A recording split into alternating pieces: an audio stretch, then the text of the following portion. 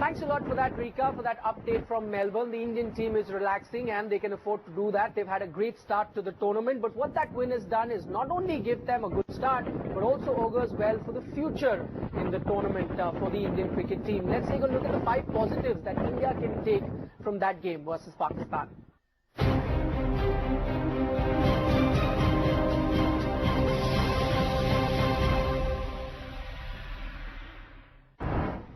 On the big grounds in Australia, fielding becomes a very important part of a cricket match. The way the Indians performed on the field versus Pakistan was a heartening sight for all experts and fans. They've got some very athletic movers. There's Raina himself, who's superb anywhere. There's Jadeja at Jonty's corner, the backward point position. Then there is Virat Kohli himself. There is Rohit Sharma. India has a very good fielding unit. At number 4 is Captain Cool and his tactics. Maybe Test retirement has lifted a huge weight off MS Dhoni's shoulders. He was sharp and astute as a leader on the field and marshalled his resources against the arch rivals very well. I thought he was very, very good today. And when Dhoni is right on the job, he's an excellent captain, particularly in the shorter forms of the game. At number 3 is a very important factor, one that will play a huge role if India are to successfully defend the Cup title, the form of the top order. There was a lot of pluses for India today.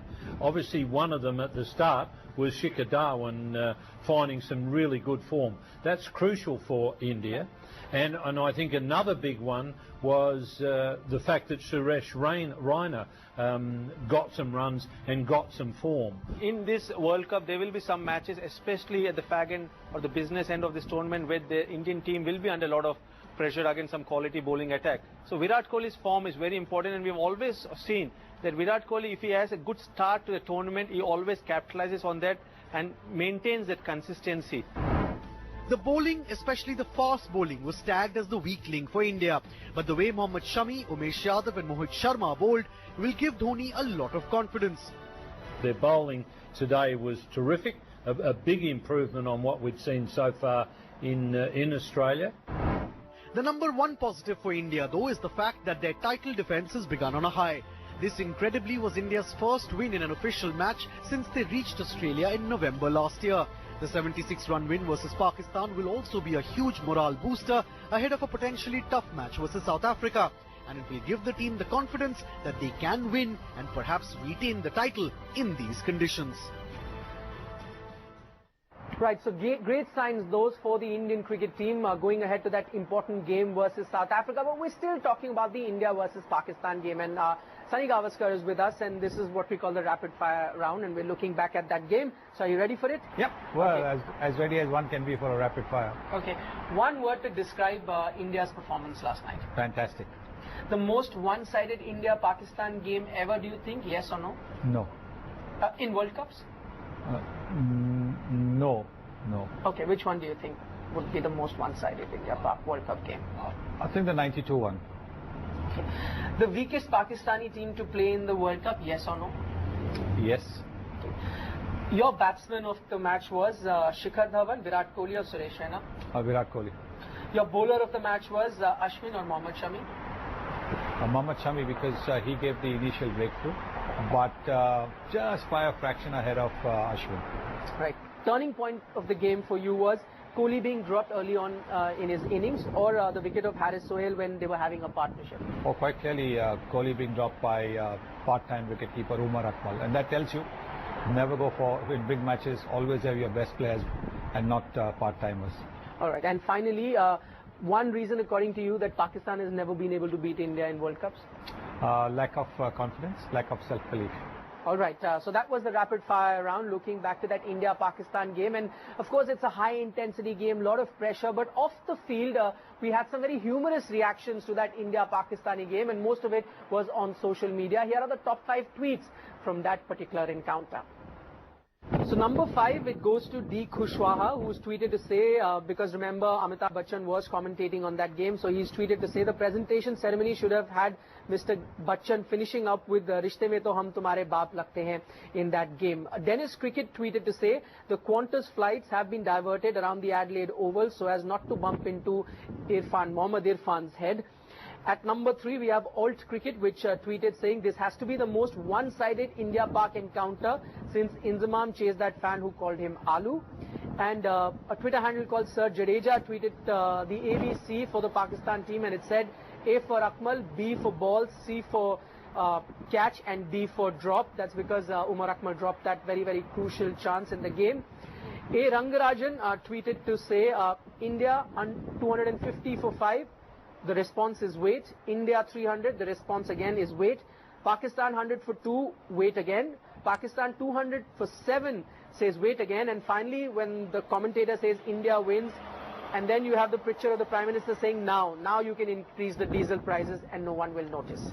So that is our number 1 funny tweet of the day.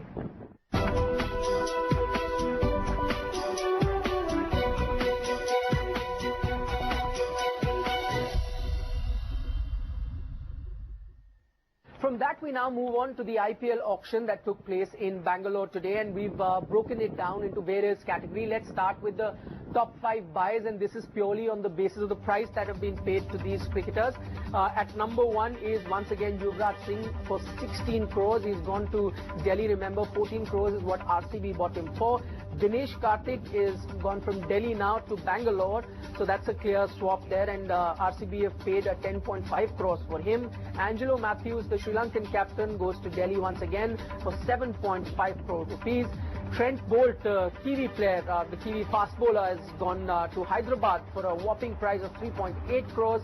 And Amit Mishra, the leg spinner, has now gone to Delhi, a city that he resides in, for a price of 3.5 crores. Right, so those were the top 5 most expensive buys. Now let's take a look at the top 5 best buys. These are players that the franchises didn't necessarily pay a lot of amount for, but will be very, very crucial for their fortunes. Let's start this list. At number 1, we've got Kane Williamson, the Kiwi batsman. He's gone to Hyderabad just for 60 lakh rupees. Sean Abbott, he's been picked as Australia's player of the season. He's gone to Bangalore for 1 crore. Kevin Peterson, he may have been out of form a bit in domestic cricket and is out of his international side, but we all know what a big match winner he is. He's gone to Hyderabad for 2 crores. Pragyan Oja, till very recently was a regular member of the Indian side, had a few issues with his bowling action. He's been bought by Mumbai for just 50 lakhs. And bowlers we know are sold at a premium in the IPL. And then Adam Milne, another Kiwi fast bowler, who's gone to Bangalore for 70 lakhs. So these were the top 5 best buys this auction, as we could take a look at them. And now to the top 5 unsold players. Some very surprising names here, some very big names that went unsold in this auction. Let's take a look at the top 5 in that list. Number 2 on that list is Kumar Sangakkara. Number 3 on that list is Hashim Amla, one of the most consistent one-day performers in international cricket at the moment. At number 4, Brad Hodge, question marks over his age, but in terms of T20 performances has always been very good. And number 5, Cheteshwar Pujara, may not surprise many people because he's looked at as a test specialist, but still he's a big Indian name and has gone unsold in this auction. Let's also listen in to my colleague Amitoj Singh and let him just sum up the auction for us, because he was there in Bangalore for that. If we had to relay what happened at the IPL auction in cricketing terms, we'd have to say that Yuvraj Singh first made a comeback, then hit 6 sixes in 6 balls, and then took a hat-trick. We say this because he was sold for a record 16 crore. Of course, that buy by Delhi kind of disturbed their overall plans for the day at the auction. Sunrisers Hyderabad and Chennai Super Kings though seem to have cracked the code because the majority of their players were bought at their base prices. But if there's one team that'll be dancing at this IPL, it will certainly be Royal Challengers Bangalore, because they have 2 players that make the best dancing pair. Darren Sammy, who just joined them, and of course, the man we all know, Chris Gale. In Bangalore, Amitoj Singh for NDTV.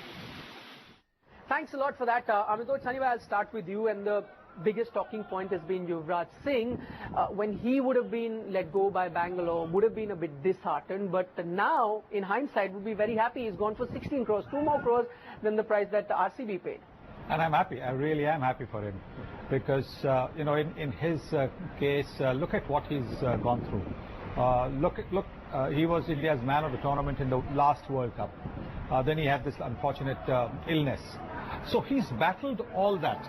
And I think he deserves every penny of this simply because of his yeoman service to Indian cricket. And okay, he's not in the mix at the moment, but he's only 32 years old. And if he finds form and if he starts scoring heavily again, he will be back in the fray. I'm sure he'll be back in the fray. So I'm really, really delighted for Yui. Because also you must remember that when he has not been in the mix for the last year with the Indian team, there's not been one word from him. He hasn't expressed any disappointment. A lot of people say, oh, I should have been picked. He's just gone about his business. He's taken it on the chin and he's moved on. And I'm so happy for him, because if one door has closed, another bigger door has opened for him. And I wish him very well. And I wish that he really does well for Delhi, because Delhi need to do well. Delhi has been at the bottom of the table for the last couple of seasons. And hopefully Yui will pick them up and get them up at the top. Right, that was your analysis about Yuvraj's buy today as a cricket analyst. Now, as someone who's run sporting franchises, be it in badminton or tennis, now tell me, as a business mind, do you think that was a good buy? I think if you can build other brands around it with the franchise, yes, I think it's a good buy. It's a very, very good buy. He's a very big name. He's very popular as far as brand endorsements are concerned. So he will bring in a lot of the brands which so far might not have come to Delhi. And I think so it'll be a huge plus. Also, I think because of him, there will be a lot more people coming in to watch the matches at the Kotla.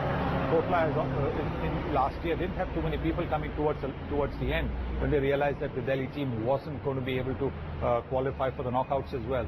So I think with Yui being there, they'll get full houses, and that's what they want. Okay, now let's talk about the best buys that we had a look at. We put Kane Williamson on top at 60 lakhs. Many would say it's a daylight robbery. He's one of the finest young players that you can come across. He can bowl a bit. I know his action was questioned, but he's undergone rehabilitation of his action. And if he can chip in with a couple of overs, may not bowl 4 overs in this form with the big bats on the small boundaries, but he's going to be a tremendous player, because in limited overs cricket he's been batting beautifully. Okay, you were a test specialist, someone who was known that test cricket was your priority. You were very good at that.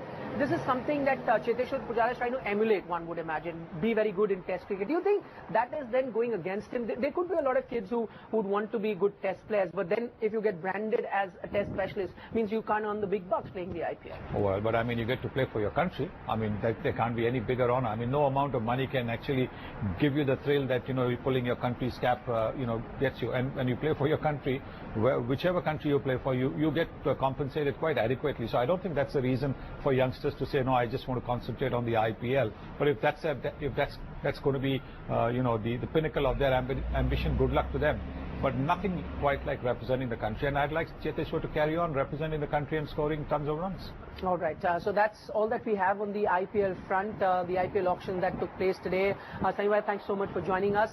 We'll take a break at this point. But there's another game that was played today, and a big upset at that. Ireland beating the West Indies. We'll discuss about that after this short break.